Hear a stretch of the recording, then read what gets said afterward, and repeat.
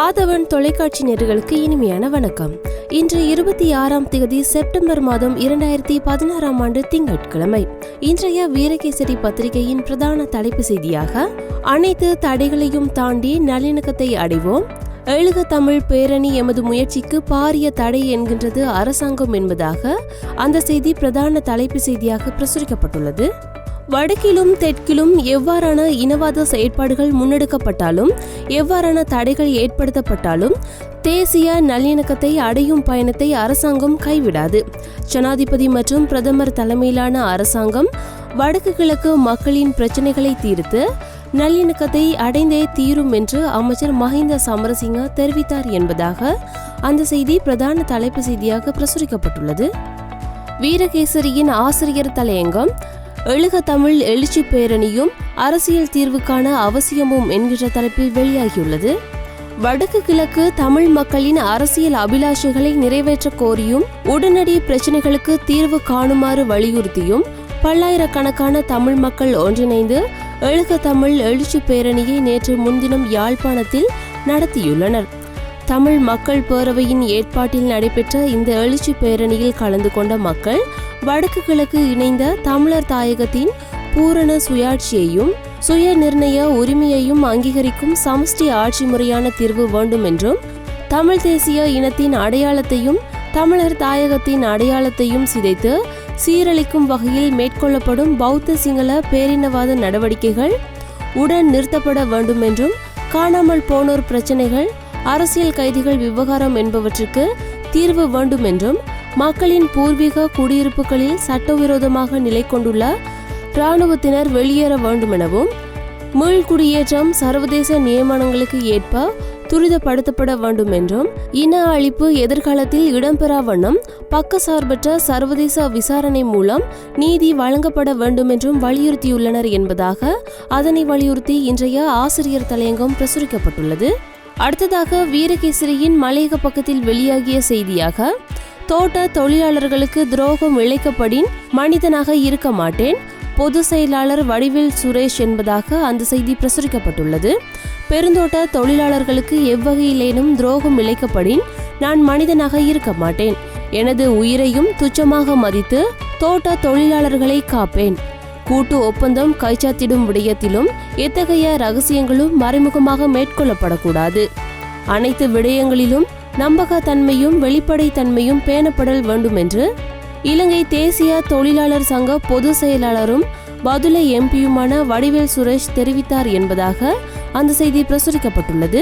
அடுத்ததாக தினக்குரல் பத்திரிகையை பார்க்கலாம். படை முகாம்களை நீக்கும் வடக்கு முதலமைச்சரின் கோரிக்கை ஏற்கப்படாது, பாதுகாப்பு ராஜாங்க அமைச்சர் ருவான் விஜயவர்தன என்பதாக அந்த செய்தி பிரதான தலைப்பு செய்தியாக பிரசுரிக்கப்பட்டுள்ளது.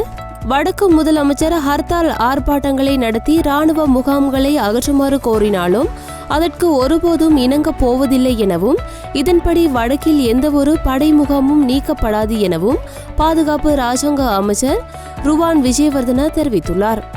வடக்கு முதலமைச்சர் CV விக்னேஸ்வரன் தலைமையிலான தமிழ் தேசிய மக்கள் பேரவையினால் நேற்று முன்தினம் சனிக்கிழமை யாழ் நகரில் நடத்தப்பட்ட எழுக தமிழ் நிகழ்வில் மேற்கொள்ளப்பட்ட தீர்மானங்களில் வடக்கிலிருந்து இராணுவ முகாம்கள் அகற்றப்பட வேண்டுமென்ற தீர்மானமும் உள்ளடங்கும் நிலையில், நேற்றைய தினம் ரந்தேப்பியில் நடைபெற்ற நிகழ்வொன்றில் கலந்து கொண்டிருந்த பாதுகாப்பு ராஜாங்க அமைச்சர் இது தொடர்பாக கருத்து தெரிவிக்கும் போதே இவ்வாறு தெரிவித்துள்ளார் என்பதாக அந்த செய்தி பிரதான தலைப்பு செய்தியாக பிரசுரிக்கப்பட்டுள்ளது.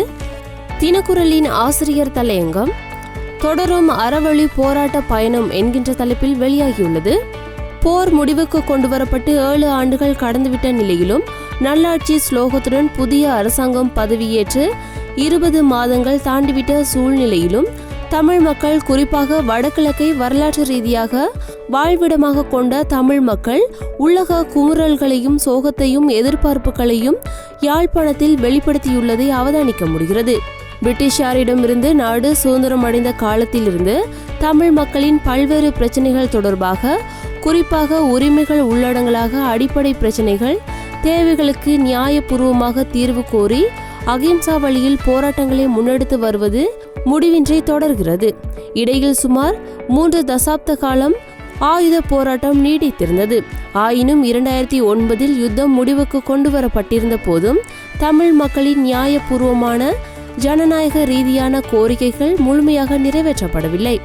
இத்தகைய ஒரு பின்னணியிலேயே தமிழ் மக்கள் பேரவை பாரிய தொகை மக்கள் பங்கேற்ற எழுக தமிழ் பேரணியை நடத்தியுள்ளதாக தோன்றுகிறது என்பதாக அதனை வலியுறுத்தி இன்றைய ஆசிரியர் தலையங்கம் பிரசுரிக்கப்பட்டுள்ளது.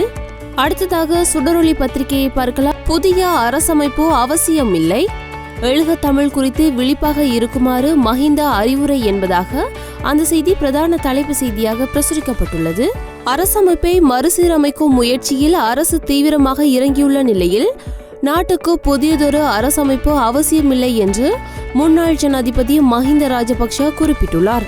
அத்துடன் யாழில் நடைபெற்ற எழுக தமிழ் எழுச்சி பேரணி தொடர்பில் தெற்கு மக்கள் வெளிப்பாக இருக்க வேண்டும் என்றும் அவர் தெரிவித்துள்ளார் என்பதாக அந்த செய்தி பிரதான தலைப்பு செய்தியாக பிரசுரிக்கப்பட்டுள்ளது. சுடரொளியின் ஆசிரியர் தலையங்கம் இனி என்ன என்கின்ற தலைப்பில் வெளியாகியுள்ளது. யாழ் நகரில் நேற்று முன்தினம் வடக்கு மாகாண முதலமைச்சர் CV விக்னேஸ்வரன் தலைமையில் பேரணி ஒன்று நடத்தப்பட்டாயிற்று. இந்த ஊர்வலம் எவருக்கும் எதிரானது அல்ல என்று முதலமைச்சர் மேடையிலே வாக்குமூலம் வழங்கிவிட்டார். மைத்திரி ரணில் அரசுக்கு கூட எதிரானதல்ல என்று கூறிவிட்டார். சிங்கள சகோதர சகோதரிகளுக்கு எதிரானது அல்ல என்று சொல்லிவிட்டார். அப்படியானால் இந்த பேரணி ஏன் என்ற கேள்வி எழுவது நியாயமானது தானே? அதற்கும் அவர் பதிலளித்துள்ளார். தமிழ் பேசும் மக்களின் கரிசனைகள் கவலைகள் ஆகக்கூடியது. எமது கண்டனங்களை வெளிப்படுத்தி விழிப்புணர்ச்சியை ஏற்படுத்தவே இந்த பேரணியை நடத்தியுள்ளோம் என்கிறார் அவர். இந்த கரிசனைகளை எல்லாம் உலகறிய செய்வதுதான் இதன் நோக்கம் என்றும் கூறிவிட்டார் என்பதாக அதனை வலியுறுத்தி இன்றைய ஆசிரியர் தலையங்கம் பிரசுரிக்கப்பட்டுள்ளது. அடுத்ததாக உதயன் பத்திரிகையை பார்க்கலாம். தமிழருக்கான உரிமைகள் வழங்கப்படாது போகலாம், இராணுவ முகாம்களை மூடும் முடிவுகள் மீளப்பெறப்படும், விக்கியின் கருத்தால் கொழும்பு கொந்தளிப்பு, அமைச்சர் மஹிந்த அமரவீர காட்டம் என்பதாக அந்த செய்தி பிரதான தலைப்பு செய்தியாக பிரசுரிக்கப்பட்டுள்ளது.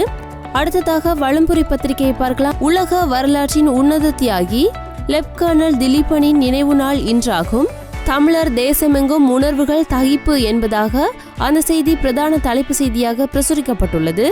அடுத்ததாக சிங்கள பத்திரிகையான லங்காதீப பத்திரிகையை பார்க்கலாம். 5494 மோட்டார் வாகனங்களை பதிவு செய்யும் போது ஊழல் மோசடிகள் இடம்பெற்றுள்ளதாக கணக்காளர் திணைக்களம் நாடாளுமன்றத்தில் தெரிவித்துள்ளதாக அந்த செய்தி பிரசுரிக்கப்பட்டுள்ளது. அடுத்ததாக டெய்லி மிரர் பத்திரிகையை பார்க்கலாம். உள்ளூராட்சி சபை தேர்தல் நடத்துவதற்கு ஆக குறைந்தது 90 நாட்கள் தேவைப்படும் என தேர்தல்கள் ஆணையாளர் மஹிந்த தேசப்பிரிய தெரிவித்துள்ள நிலையில் இவ்வருடத்தில் தேர்தல்களை நடாத்துவதற்கான சாத்தியங்கள் இல்லை என அவர் தெரிவித்துள்ளதாக அந்த செய்தி பிரதான தலைப்பு செய்தியாக பிரசுரிக்கப்பட்டுள்ளது. அடுத்ததாக வீரகேசரியின் உலக செய்திகள் பக்கத்தில் வெளியாகிய செய்தியாக சிரிய அலெப்போ நகரில் இடம்பெற்று வரும் உக்கிர இராணுவ தாக்குதல்களால் பான் கி மூன் அதிர்ச்சி, ஐக்கிய நாடுகள் சபையில் அவசர கூட்டம் என்பதாக அந்த செய்தி பிரசுரிக்கப்பட்டுள்ளது. சிரிய அலெப்போ நகரில் இடம்பெற்று வரும் உக்கிர இராணுவ தாக்குதல்களால் ஐக்கிய நாடுகள் செயலாளர் நாயகம் பான் கி மூன் அதிர்ச்சி அடைந்துள்ளதாக அவரது பேச்சாளர் தெரிவித்தார் என்பதாக அந்த செய்தி பிரசுரிக்கப்பட்டுள்ளது. அடுத்ததாக வீரகேசரியின் இந்திய செய்திகள் பக்கத்தில் வெளியாகிய செய்தியாக சிகிச்சைக்காக சிங்கப்பூர் செல்கிறார் ஜே, வதந்தி என்கிறார் CR சரஸ்வதி என்பதாக அந்த செய்தி பிரசுரிக்கப்பட்டுள்ளது. முதல்வர் ஜெயலலிதா சிகிச்சைக்காக சிங்கப்பூர் செல்கிறார் என்பது வதந்தியே என அதிமுக செய்தி தொடர்பாளர் CR சரஸ்வதி விளக்கம் அளித்துள்ளார். முதல்வர் ஜெயலலிதா உடல்நலக் குறைவால் சென்னை அப்போலோ மருத்துவமனையில் அனுமதிக்கப்பட்டு 4 நாட்களாக சிகிச்சை பெற்று வருகின்றார் என்பதாக அந்த செய்தி பிரசுரிக்கப்பட்டுள்ளது. சுடரொளியின் கேலி சித்திரம்.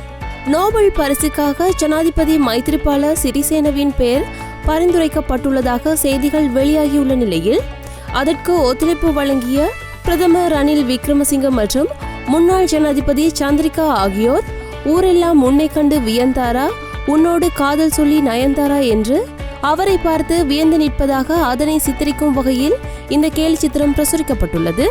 தினக்குரலின் கேலி சித்திரம். ராஜபக்ஷ குடும்பத்தை இலக்கு வைப்பதற்கு பிரதமர் ரணில் விக்ரமசிங்க சரத் போன்சேகாவை பயன்படுத்துவதாக அதனை சித்தரிக்கும் வகையில் இந்த கேலி சித்திரம் பிரசுரிக்கப்பட்டுள்ளது.